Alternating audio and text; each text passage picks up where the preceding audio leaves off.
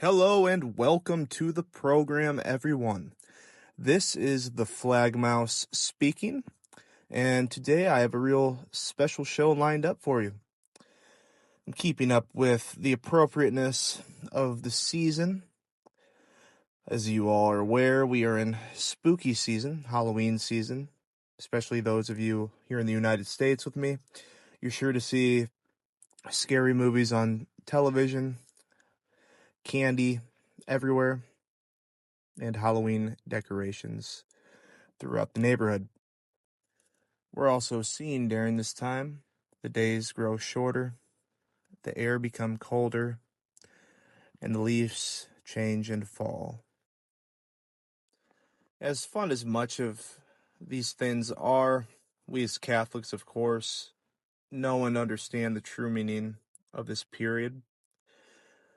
Traditionally, it has been known as Allhallowtide. It's a 3-day triduum dedicated to remembering, honoring, and praying for the dead. But anyways, without further ado, I want to get into today's show. It's something that's been on my mind for several years now, and I just wanted to kind of rant about it. And what am I talking about? Basically, it's the fact that while the media, while the popular culture, while many Protestants attack the Catholic faith, they make fun of us Catholics. You know, they lambast us as being backwards, oppressive, on and on, you know. But at the end of the day, when somebody's dealing with some sort of haunting or demonic oppression, demonic possession, they all know that you need to go to the Catholic Church for help, ultimately. They know that you need a Catholic priest. They know that Pastor Jim Bob at First Baptist American Church is not going to be effective against an entity like that. And there are numerous cases of congregants of Protestant denominations or even other religions, and the religious leaders tell them basically there's nothing that we can do against this. You need to go find a Catholic priest. So they'll point them in the direction of a Catholic priest to come take care of it. I mean, what does that say right there? I've experienced this firsthand in my own family. My father, he's not Catholic, and when one of my cousins was going down a very destructive path and exhibiting signs of possible demonic oppression, my father reached out wanting to know if I could contact a priest to perform an exorcism on her. Now, I mean, that just shows you right there. People are aware that the Catholic Church, the Catholic priests, through the permission of the bishop, have the authority to do these things. I don't understand how that in of itself is not total concrete proof that the Catholic religion is the true religion. That's how my mind works.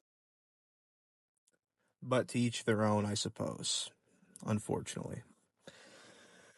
But with that being said, some of you may be skeptical of exorcisms altogether, of demonic entities. I mean, I don't know what to tell you. It's real. There's famous cases. You have the Annalise Michel case. There's numerous others they're just totally unexplainable. And a lot of people don't know, but the Catholic Church is very strict on when it performs exorcisms. There's a whole process. Before a major exorcism can even be performed, the individual must go through psychological evaluation to rule out any kind of psychological disturbances that they might be undergoing. And in cases like the one with Annalise Michel, you have this person, this girl, speaking languages that she had no foreknowledge of. The family, everyone was just totally shocked. She's speaking Latin. She's speaking all these various languages that a girl in, I think it was southern Germany, at that time, they didn't understand how she was speaking in these languages. Just weird stuff like that. But ultimately, the point of this video is not to prove in the existence of demonic entities or go too deep into these famous cases of exorcisms. I'm just bringing them up as examples. The point of this video, it's basically just a rant in regard to the fact that people attack the Catholic Church so viciously, from the mass media to the Protestants, so on and so forth. And at the end of the day, everybody still knows if you're dealing with a preternatural force like that, you need to get a Catholic priest. You go to the Catholic Church. Even Protestant clergymen understand this because they've tried for years to deal with these forces. And oftentimes they just make the demonic entities more angry. Now, I guess the question is, why do these entities, why do they fear the Catholic Church? Why do they fear the priests and not the Protestant ministers? Why is that? Well, at the end of the day, it comes down to apostolic succession and authority. Christ picked the 12 apostles. Obviously, Judas betrayed our Lord and was replaced by St. Matthias. But you had the 12 apostles. He laid his hands on them, gave them the power to bind and loose sins, to cast out demons, and to preach the gospel.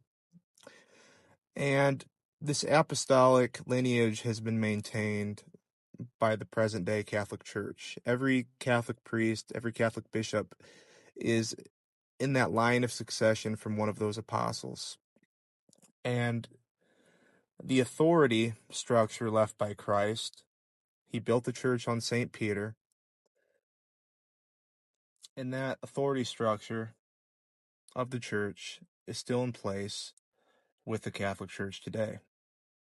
Couple this with the fact that the Catholic Church has been serious about combating these demonic forces for 2,000 years and have dedicated time and study to learning how to combat these forces, what's effective, what's not effective.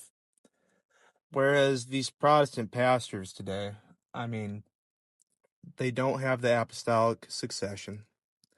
They don't have the authority of Christ's church. They don't have these ancient prayers and rituals that are proven to be effective against these forces. So they're basically going into the battlefield without armor, completely naked, and without the authority. This is not even to mention the lack of holy sacramentals, the Holy Rosary, the blessed salt and the holy water, the Holy Crucifix, etc. Really, can you even imagine a scenario where you have somebody that's demonically possessed by a powerful demon, and instead of an exorcist like Father Chad Rittberger, Pastor Joe Osteen shows up, or Pastor Hagee? It's just ridiculous to even think about. Now, a lot of people don't realize or understand this, but I think it's worth mentioning that ultimately you have two types of exorcisms, okay? You have minor exorcisms. It's more common. This is the combat against general evil. You might see this when an infant is baptized into the faith. They perform minor exorcisms. Or when holy water is being blessed, holy salt, sacramentals.